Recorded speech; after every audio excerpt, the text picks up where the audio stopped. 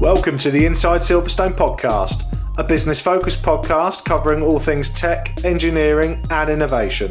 Hosted by me, Chris Broom, a huge tech, motorsport and gaming fan, and also the owner of Longhurst, a firm of lifestyle financial planners and independent financial advisors located in Silverstone, Northamptonshire. This is a series of unscripted and unpolished conversations with leading business owners, thought leaders and high-tech talent where we discuss their experiences within the Silverstone business and motorsport region. We will also be asking them to share their knowledge, insight and their thoughts on the future just for you. If you're looking to learn more about the Silverstone high growth region and commercially connect with like-minded peers, you've definitely come to the right place. Welcome to Inside Silverstone.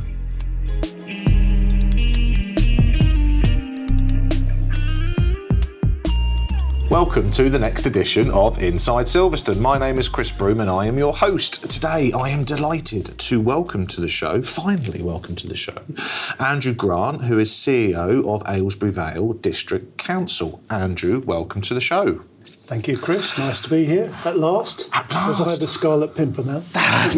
You're not as bad as some of the other board members, but it's fine. I am a tenacious young man. I will, young-ish man. I will continue to persevere. You're shorter than me, as we say. It's indeed. Very rarely do I meet a chap who's bigger than taller than me, and you indeed are, with a very firm handshake as well, may I say. Everyone gets it. Very, very impressive. Right, Andrew, as is very customary, you are now episode 30 of the podcast, or 31. Near my age. There we are, indeed. Very customary of us. We like to run through quick education and career snapshot, just so our wonderful listeners can understand why we've asked you to come on the show. So is it okay if I just quickly run through that? Yeah, education-wise, University College of North Wales, where you did an initial degree in forestry. Yes, quite odd to hear that. I was interested. So why forestry? That must have been very interesting.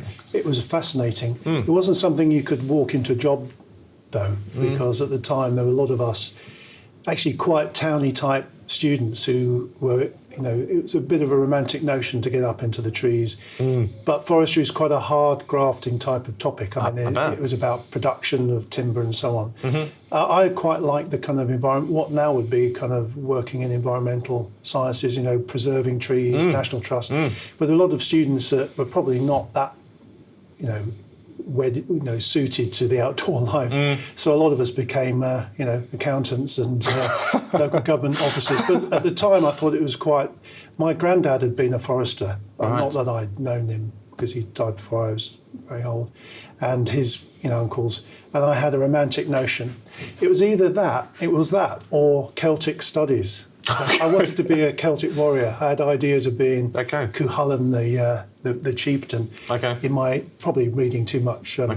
Do you still have that sort of vision for your future? When you grow up, what do you want to be? I project that in all of my leadership. Bit warrior type. I'm sensing that sitting opposite you right now. That's hence the handshake. Oh my God! The job I didn't, honestly, get your axe you out. in my Game of Thrones amulet. But yes, forestry was actually it's a really good grounding of, there's economics, there's how do you make money out of trees, there's obviously the biology of trees.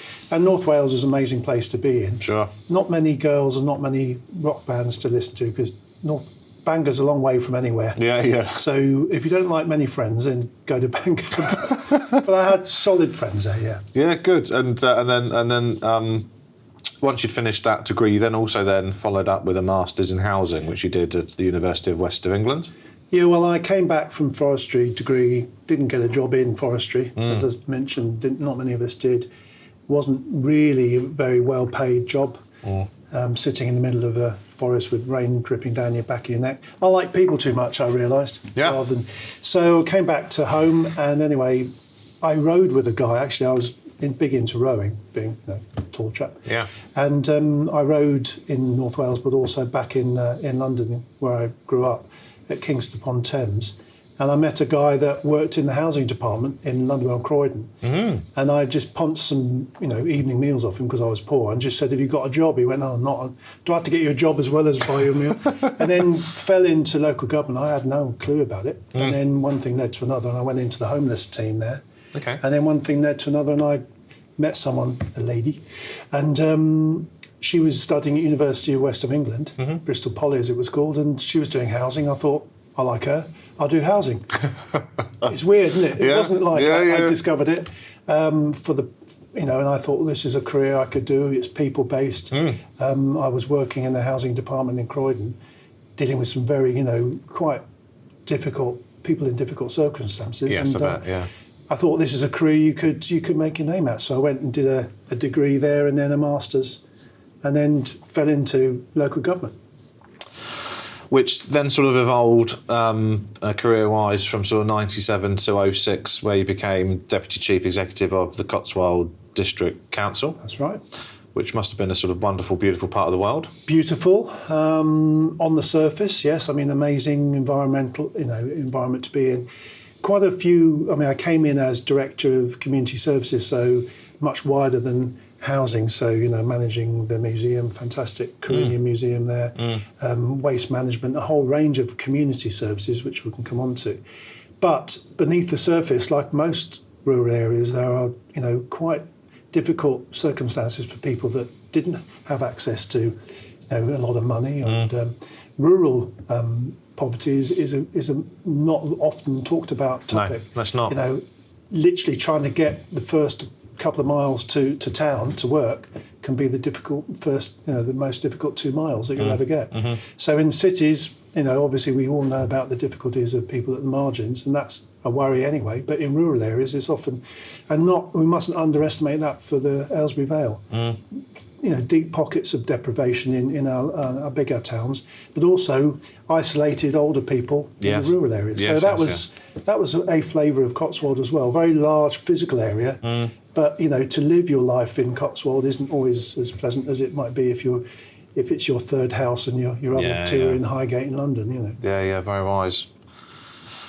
And then after your sort of nine-year sort of stint at the Cotswold District Council, you then in 06 to present day basically became Chief Exec, CEO of Aylesbury Vale District Council. Yes, that's right.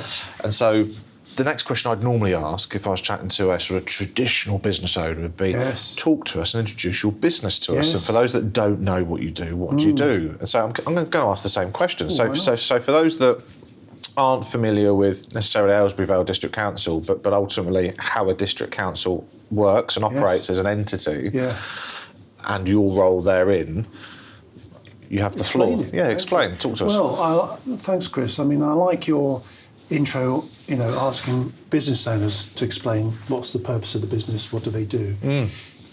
Local government might seem quite stuffy and stale, but obviously it has a lot of resources going into it because you're paying your council tax and your national taxes to us to make your life better. We are indeed. And you're obviously vocal every time there's an election. The point is, councils aren't businesses technically, but they need to be business-like. They have a lot of resources, a lot of moving parts. Collecting, waste from, rubbish from the front door to every house. There's 75,000 households, something like 200,000 population, very rapidly growing area, 360 square miles. So where's Aylesbury Vale sort of northeast, southwest sort of route? We're on the edges of it here, on the edges of Northamptonshire, but it goes right down to nearly Princes Risborough in the south, to Wendover in the south, so on the edge of the Chilterns. It's the second largest district in the country. District councils, where they sit with a county council, the county council, like Buckinghamshire, is 600,000 population. So we're over half the physical land mass of Buckinghamshire. 60% of it. Half the track in Silverstone is in Aylesbury Vale. Yes. The fastest corners, as I often bore my South Northampton friends with.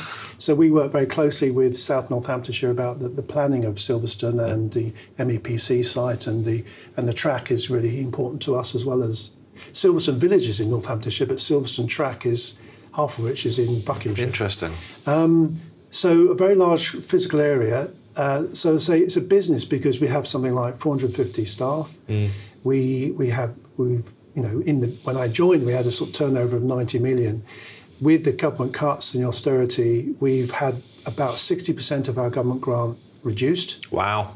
So, but we've saved something like 20 million out of our operational budget, but got better because we've adopted, like businesses, ways of becoming more efficient, ways of trying to maximise customer value. And you think, what's the council doing? Well, it's collecting of bins. It's very hard to do that winter and summer from every household with very few mistakes. Any operation, whether you're a business or not, trying to do something high volume, high repetition successfully is a challenge for all business leaders. But the most important thing is we're a democratically elected body. So we're not a business as such, but we have to be a business like. So every so many years you elect your local councillors who then form a council, and they have to think of things like, where's government policy going? How do we keep core services? So we don't do the roads, county does that, but we house the homeless, we pick your bins up, we look after economic development. We'll come onto that with Silverstone Technology Cluster. We plan the housing, which is where the growth comes in.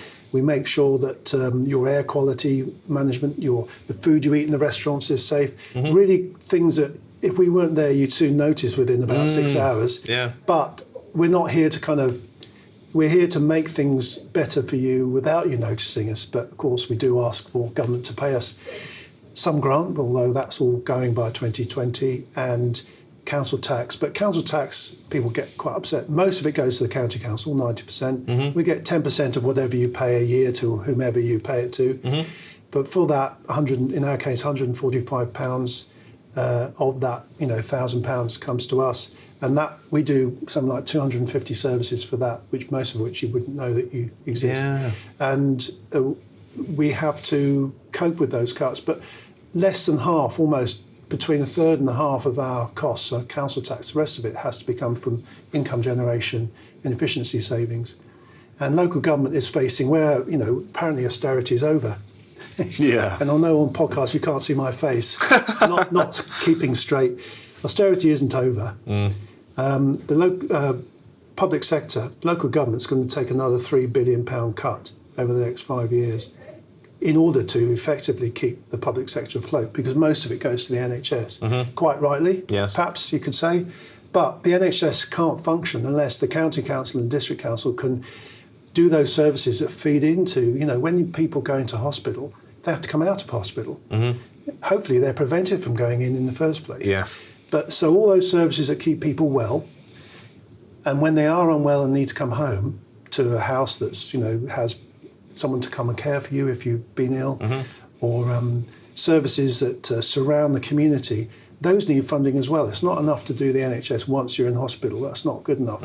So really the big debate that's needed is how the whole system works. It's not good enough just to pay the NHS what it needs. And they're getting NHS with another 30 billion over the next 5 years. And a lot of your taxation goes there. But it's the whole system that's needed. And the district councils play its part in keeping the whole system going. And Howard, so you say that obviously part of the, your annual funding comes from sort of grants and government, etc., and our taxes. But how do you raise the rest of the money? Well, we take what we get and try and become even more efficient with it. So you're going to be talking hopefully later about our crusade on digital. Let's talk about it now. The other thing is that where services can be, we've pioneered ways of creating value propositions for customers. So, and lottery is one of them we'll come on to, is where commercialisation is the exchange of value for reward. It's not enough to say, I'm taxing you for that and you don't see why you're paying. Most people think they're paying too much already. Although when I say, well, how much do you think it costs to pick your bin up every week? And how much would you pay if we didn't exist? And most people think, well, and today, Chris, you look lovely in your gingham shirt and your nice chinos. If you had to take all your waste to a local dump before you came here in your nice clothes, you probably think, actually, it's probably worth about 20 quid a week. Yeah. If you price point that, Sure. actually it's 60 pence a week.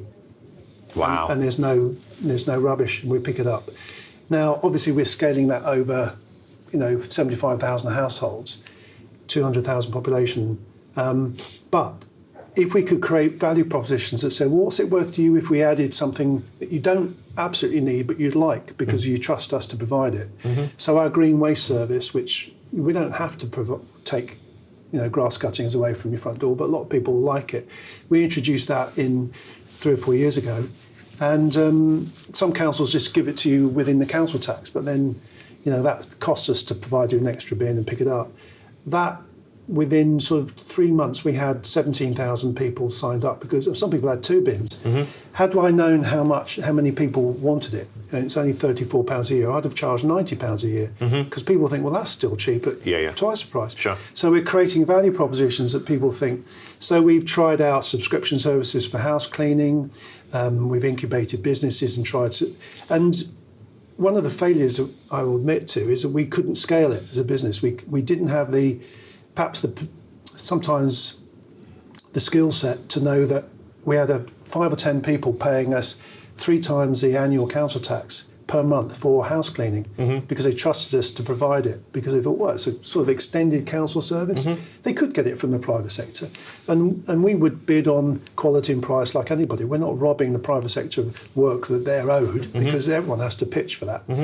And we couldn't scale it beyond those 10 to 15 people because we'd need to then think, how many more people do we need to go to?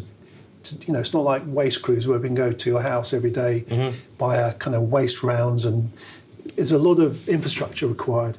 But I think we'll come back to subscription services as a way to scale value-add services to the core business. In order, what we're trying to do is anything we make on their services, we don't make a profit because we can't. We'll go to those key services that you can't charge for. I can't charge you if you were homeless for being homeless, for the privilege, but I have to pay for staff of the right quality to see you, and quite rightly. You want to see someone that knows what they're talking about, but they have to be paid, so many tens of thousands a year for turning up. They don't do it, they're not the Boy Scouts, they don't do it for free. But those services you can't and shouldn't charge for, but they need still paying for. So anything I make in areas that I can expand, like a social enterprise, I can bring forward to the point of consumption of people that can't pay. So that's the business model I'm trying to create. And I've spluttered, and things work, and because often people don't expect this, so they don't know how to buy it. And they think, why are you charging me for that? I should have it in my council tax. But when I tell you the council tax is 145 quid a year, I don't think I can do much with that from you. I mean, that's about 3 hours. Well, it's about 15 minutes of my time, but it's about 3 hours flying time. And with planning applications, we've turned those from costing us £1 million a year to getting headroom of £1 million a year to put into new services, because we shrink the amount of effort it takes to give you a planning permission using digital means, and people much more focused. People pay for a planning application, £120, and you think, well, you're paying for it, so you should get a good service, and so you should. But that's about 3 hours flying time for us. If we can't get the work done in 3 hours, then I'm paying you the permission you're getting. Or at least all the taxpayers are paying for you to get the permission. Cross-subsidising, So we've thought about how to be more business-like. We're not a business, we're democratic elected, and quite rightly. But how to make the techniques that the private sector is using apply to business processes, which are the same. Getting to yes between can I have, and here it is in a package, is the same whether you're a business or a council. Whether it's I'd like to have, or would you give me permission for, is a process, and a lot of local government is adopting lean processes to shrink the bit that is the boring bit. Improve the means by which you can say, can I have, maybe digital, without forms that have to be reworked, and hopefully charge for things that people think they're getting value for, their value adds. Do you want fries with that? Yes, that's another £1, and that helps us pay for the costs of services that can't be charged for. And how are you embracing, and how is the District Council embracing technology to help with this? Well, we were an early adopter, because I think the industry, working with some amazing colleagues come onto the Silverstone Technology Cluster, the technology bit, but it's all people that want to do better things for people out there. So it's technology, but technology in and of itself is no point. It's what do you want to do with it, and how does it make Chris's life better, or the customer's life better, or industry better. We saw very early on that this was a game changer. Not least, you can do a lot of the heavy lifting with digital. If you think of the scale of 200,000 population, lots of customers, lots of moving parts in what we do. You can't one day we may be able to drone the waste collection. Yeah. But there are systems in Europe where you put it in a chute in a community in Holland, and it's sucked out at the end of the waste crews turn up to a point where the community, it's gone underground, and they don't have to wait to every house. They do it from one point. So digital helps you do the heavy lifting, a lot of processes, and also we saw that customers, as we see them, we don't see them residents, customers of all services, where people have to buy our services or deal with the council, as well as going to Sainsbury's and phoning up Sky and phoning up Vodafone, and we have to sit with the same customer-facing service offer as all of the world that you live in, whether it's catching the bus or.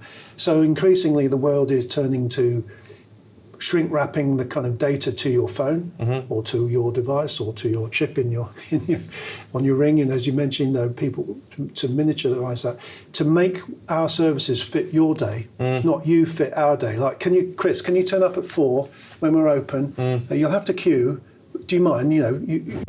Someone else will have to take the kids to school. No, the idea is, how does it make you engage with us better? So digital helps us, if we can provide information over the digital on a my account basis, as you would with Amazon. A lot of it's self-serve there. You can set things up. You don't need to talk to us. And we increasingly used, through our Connected Knowledge program, connecting us to the data about people so we can predict and provide. Instead of catching up with you, we can predict where the demands will be in future. But we were early adopters. For instance, we were the first local authority public sector in the world to have a skill in the Amazon Alexa app range for voice commanding Amazon Alexa to give you, say, special collections for waste and collection of digital sharps, diegetic sharp collection. And now we were the first council in the country to use Amazon Web Services as a cloud provider in 2013. Still a lot of local authorities still with servers in the basement and people fiddling it with magic screwdrivers. Right. So we were early adopter with cloud, because that allows you to get out from the desk and the premises and squirt business, your business out to the cloud to download to individuals on a train, and allows our staff to get out from the office and save costs. So we used Alexa because we used Amazon Web Services was our provider. Amazon were rolling out a device called Alexa, which we all marvel with, a few years ago. And so we worked with their programmers to provide a skill which you can download that is connected to your My Account that says, I'm Chris, ask my council, can you collect my bin from my front door because I've broken my leg. Now, and people didn't want that, actually. People didn't want that. They liked the fact we're using Alexa, and Amazon were very cool about, I've spoken on Amazon, platforms to say, this is harnessing the power of, the world. Well, actually, it was Germany and America and England were the first rollout. The power of voice recognition. And we were just playing around with, I wonder if people would like to call down council services using it. Not just, can you play my rainy day list or order me some more, whatever bananas. And we roadshowed this and people thought it was great we were using something that a lot of other modern people were using. But they said, well, we don't want those things. What we want, the most asked for thing was, what's my bin day? Yes, true. Quite boring. Yeah, but so simple. But then, you're meant to have that in your head, it's Wednesday now. Yeah. But you look at your neighbour, don't you? Say, well, it's also not just what day it is, but what bin is it? So with ours, it's like, is it the black bin or the blue or green bin? And so you do look at your neighbours as you're driving up. Yeah. But you are right, to simplify life. So we've now, that's our most asked for app, and so now you can say, Alexa, ask my council, which is we had it tested by 147 non-English native speaking Amazon staff in America, and they wanted the routine to be longer because it wasn't explaining enough or shorter. In the end, we couldn't say ask my council because in American Alexa thinks it means cancel. Because of the accent. Yeah. So you have to say, ask my local authority, which is very boring. But anyway, ask my bin day. It's Wednesday, Chris, and you can ask. And that works today? It works today. Yeah. It can read from the website because, to be honest, it's liberated this for people that are partially sighted. Sure. We've had people that are profoundly deaf using our web chat channel, which is another channel that we put AI on, where with Digital Genius, which is a company whose other main, we're the only public sector customer of theirs in the world. Their other main customer of theirs is KLM Airlines. So if you're late for your flight or you're passing duty free, it says, "Hi, Chris, there's some, I don't know what your favourite tipple is, Evian water, I'm sure. There's a deal on this as you're racing to get your plane seat, or they've rerouted you, and it gives you real-time information to say, look, Chris, your flight's delayed, don't hurry." So we've used that in our customer call centre on our web chat channel to automate the sort of questions that have often been asked before. But the agent maybe doesn't know that, or at least has to think of it again and answer the same question 100 times. So on the web chat channel, it will say, what time is the pool open? And because it's been asked before, it will go away and do all the heavy lifting of how many times that's been asked, and the sort of, is it Wednesday? And what about, can I bring my kids? All these and questions. And it will come back to the agent with a degree of likelihood that this is the right answer, because this has been the answer before. The agent can override it and say, oh no, actually we've got bank holiday and this is the answer, and actually tap it out. But increasingly, the staff have said actually it's about 90% accurate. So we can't add to it. But if you did add to it, then it's learned the addition for the next time. Yeah. So now we've been able to not have the sort of all the heavy lifting of the information that's been said before to be said on web chat. That cannot, and the customer knows it's automated, but doesn't mind, because they just, look, I've got 5 minutes, is the pool open or not? They don't care that a human's not telling them. But we can then take the time that we would have taken on that to pass to more complex issues and put more empathy and time into being more human. Yes. So to me, AI is human shaped. It's not taking our jobs. It means the jobs can be better executed. Yeah. We have reduced the number of people in the call centre, I'm not lying, but then either we can use those people somewhere else in the building, or we can not have those people in the first place, maximise customer fulfilment and reduce the burden on your council tax.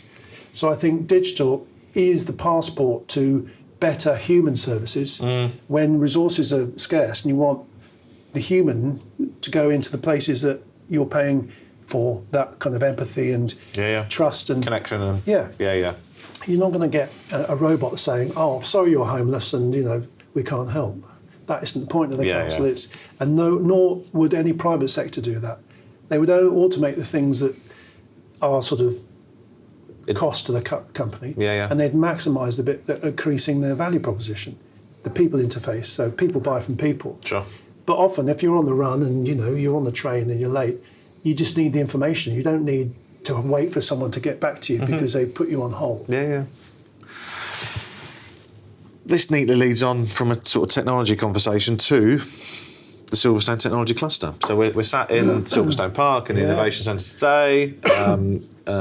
Aylesbury Valley District Council are a founding member and a board member of the Silverstone Technology Cluster. Could you pause? I'm going to cough. I don't want that on there. It's okay. Right, back with you. Technology. So Aylesbury Vale District Council are a founding member of and a board member of the Silverstone Technology Cluster. So my first question is sort of why? Why did you sort of join the STC and launch it? Well, when Ros proposed the STC coming out of the major study into what sort of cluster we're in, which she'd commissioned, we were very excited to join. I mean, we've always been pro investment. I mean, the council itself has put something like £120 million investment into Aylesbury Town Centre in buildings that we've built for Waitrose, Travelodge, a theatre, university building, and we just launched just some restaurants and housing in the town centre. So we're very pro investment, and so investment of our time in this area, which, as I said before, with South Northampton, Northamptonshire, we've always been here for the circuit, here for MEPC when they acquired the land out in this outside the pay line. Because if Silverstone doesn't succeed, then we all are worse off. So when the proposition came of joining the cluster, and that the study had shown a very strong potential in an hour's drive time to bring together businesses that were often diverse, but they're all common. They were bound by the common pursuit of, better lives for their businesses, but using technology as a platform, and not just F1 technology, but things that cross-fertilize, be it in biomedics or, measuring high-performance materials, 3D printing. Sure. All those things were sort of coagulating around common themes, and hence the SIGs that we've got now, the special interest groups. So we thought, we were very open with it, and I know my colleagues at South Northants we're in. We'd like to take a seat on the board to kind of help contribute, not to sort of, other than we were learning from the technology partners and the SMEs in particular, Ros. And we were trying to bring our heft from the planning point of view, because obviously we have to plan how the area grows in its economic, its employment land, its housing land over the next 30 years. That's the process of council doing their local plans, which we're just finishing the next iteration of, called the Vale of Aylesbury local plan. So clearly how you interlock where people live, how the employment sites will get developed, how the permissions are given, with who's going to be in those units. It's not enough to build build the shell. You've got to build the people. So we thought, we'll come into this. We'll learn as we go along. I didn't know I didn't know Rob and Kieran, and I knew Ros from working with her from MEPC. So it was a new venture. Yeah. So we liked that. And how's it gone so far, do you think? It's gone amazingly well. I mean, Pim's done a great job, as has Ros and all the board. I think to grow it from a few in the cluster to the 90 that it's got now, and thinking again how we push on. We've got our Silverstone Technology Cluster annual event. The first one was very good. We had interest. I mean, the interest is growing and growing, and it's trying how you capture that. And the board is considering now how we mature the offer to people who've, early adopters. Have a look. Is it worth us paying, whatever the subscription is as a small business? The SIGs have grown. We've taken advice from the Cambridge Wireless sister cluster. We're slightly different, but there's some common themes. And now it's trying to embed, stronger underpinnings to it. So I think it's grown. It's done much better than I think anyone hoped. And that's good. We're bringing in some colleagues in the cluster that perhaps we'd not thought of the connections. And I think it's put Silverstone on the map, and we're saying government's interested in how, and this is this really good timing, how this plays into a post-Brexit world. Today is the withdrawal agreement day. I don't know. Into the world after all this debate that's going to carry on. And more importantly, if the Oxford and Cambridge Arc is a thing, and obviously we're at the centre of it, we're at the epicentre of it in Aylesbury Vale and Silverstone. How does the cluster help government really foster something that will be globally significant between the two universities? Actually, it's what happens in the white space. It's not the universities itself, because they're not on the cluster. You don't hear too much from them. It's all the towns and cities and areas and people coming together to make the area between a really rich place, not just the bit that you speed past when you go between Oxford and Cambridge. Or now Swindon and Lowestoft, or actually the world. So the STC is not just people collaborating on bits of tech that they thought, have you heard? It's actually a community of interest. It's a people ecosystem of business leaders saying, what do we want for this area? I was amazed that people. I think at the first. Did you come to the first annual event? No, so we'd only just become a member shortly after that ourselves as a firm. One of the highlights there was we had a talk from Heathrow. Mm-hmm. Yes. Now, I use that as an example of everyone saying, well, what's Heathrow doing here? I mean, is that really an hour's drive time? Not, if you're one of the F1 drivers here, it might be. Why would they be, And the reason is, and this is the beauty of it, the person who came to speak was saying, look, third runway, likely to happen. Heathrow is like a mini city. It's got, obviously the food and beverage and, the logistics of getting you to your holiday, but it's got churches, it's got, waste disposal systems, it's got aircon, they were even saying that when you have a flight delayed, or you have people that, the concourse has to be cleared and everyone's outside, they have to take a sort of a whiteboard outside and write up all the flights on a, but they want to be able to take that outside in a sort of movable digital form. And because they've got lots of people to have to feed, waste dispose, it's like and that made us think, well, hang on. And they were saying, are there technologies that you're fostering that we can use? Which I think is mind-blowing when you think of someone like Heathrow coming to the cluster saying, look, I don't know if anyone can help me here. Yeah, but we recognise that you might be able to. Yeah. And it's not sort of what people think is within the cluster area, but that's why it first made me think that the cluster isn't a physical boundary. It's a potential.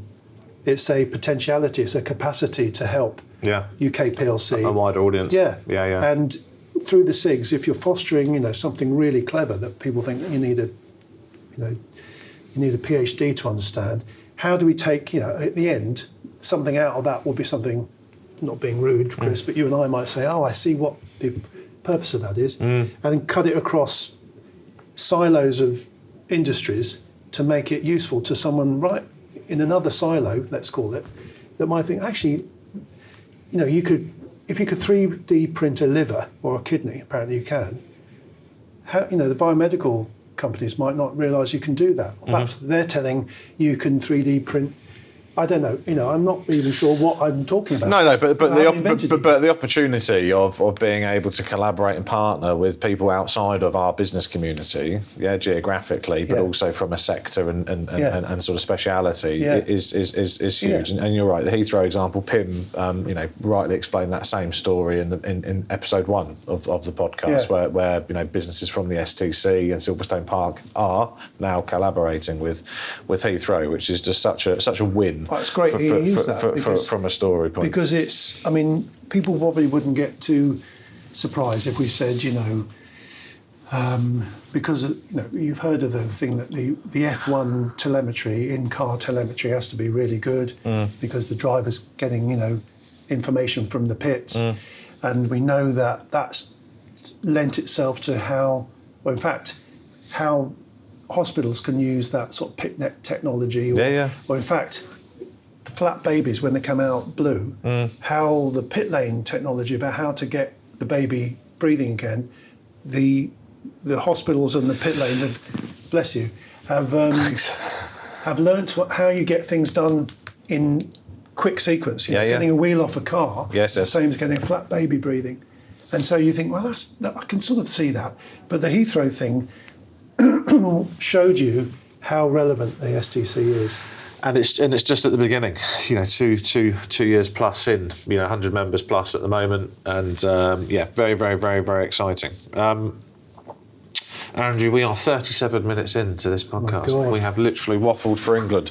Right, I'm going to. No, I've waffled for England. Well, I'm a good host. I get our interviewees talking, which is the main purpose. People don't want to listen to my. It'll all be on the cutting room floor. My dulcet tones. Yeah. So we'll edit most. No, we'll keep it all in. Before I get on to the last few questions, is there anything that I haven't asked you that you'd like to sort of say or talk about whilst you have airtime? Well, only as an advert to people that have been curious about the STC and hadn't really thought about committing. Speak to Pim. It's now got a structure. It's got now more resources with help for Pim to keep people alert to the newsletter and to the interest groups. And to not be a stranger. I mean, don't think this is just about technology. It's about a community of people that are trying to do better business. Sure. So that's all I'd say.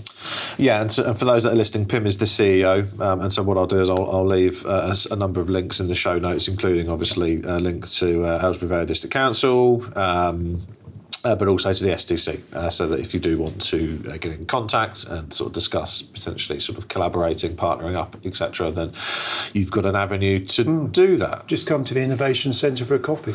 There's a sort of I think they've just launched the space to kind of... The collaborative workspace downstairs, lots of comfortable sofas, PlayStation, which was my request, which they've agreed to, we which have is to bump good. you off that to let someone else. Well, that's it. I've got to get back to my day job, right? Andrew, 2 last questions. As you sink into your chair. So the first question, which I always ask everybody, and they always sort of cringe at me when I ask it, but it's about embarrassing mistakes. And just to explain again for the listeners that may not have listened to previous episodes, we all make mistakes, and we need to occasionally laugh at them, but certainly learn from them. And so we like to ask our wonderful interviewees, has there been anything in their background, whether it be from university days through to early career, through to current career, that they'd be prepared to share with our listeners. So, Andrew, is there anything? Well, there was one. I was a young Greenhorn housing officer on a housing estate in North Bristol. Okay. And I had to go around to do the arrears collections. Oh dear. Okay. Which is not a great job. No. And I knocked on the door once of a flat in Patchway in Bristol. And I was so impressionable. And there were 2 ladies in there, not very much older than me, because I was only about 21. And they were watching the most graphic porn I've ever seen. Oh dear. Okay. On the telly. Okay. They were just watching it. You know what I mean? Sure. And I had to sort of read them a script about the rent arrears that they were due, whilst they were looking at the television and then looking at me, looking to see whether I would get completely phased. Okay. That was one thing. And they'd done that on purpose, presumably? They did it on purpose. Sure, yeah. I'm not sure I got the money. The other time I was visiting a very strange because I had to go and look at houses that people needed to move from to council housing. And this was in Croydon, and there was quite a lot of, not very nice housing around there. And I once knocked at the door and someone opened it, and I showed them my card, and this segues into the lessons for a younger me, my work card, and they snatched it and shut the door. And, okay. So I'm not sure. I can't remember how I got that back out, because I'd say, look, I'm really because that was my idea, and I thought I'd get sacked because of that. And I managed to get back in, and you had to measure the sort of housing. Then you had to a tape measure, which was quite interesting, where you'd have, because the size of their property, their rental property, would determine how many points they got and how much housing need they're in. Yeah, yeah. So it was quite interesting putting the tape measure under white goods, beds, hitting chamber pots, pulling frozen sausages from under fridges. Oh dear. And when you're only sort of 21, this is quite hard work. Those sort of embarrassing. They embarrass me, but I'm not sure many people would. Well, no, I think they're. It's not like a pratfall at a conference. I think they're fantastic stories, and this is, I think we're episode 31. It's the first time we've had the mention of porn. So, bravo. I think the world can know that now. No, I think we're Andrew. 40 years later, that's okay. Yeah, for sure. Very brave. So thank you for sharing that with us.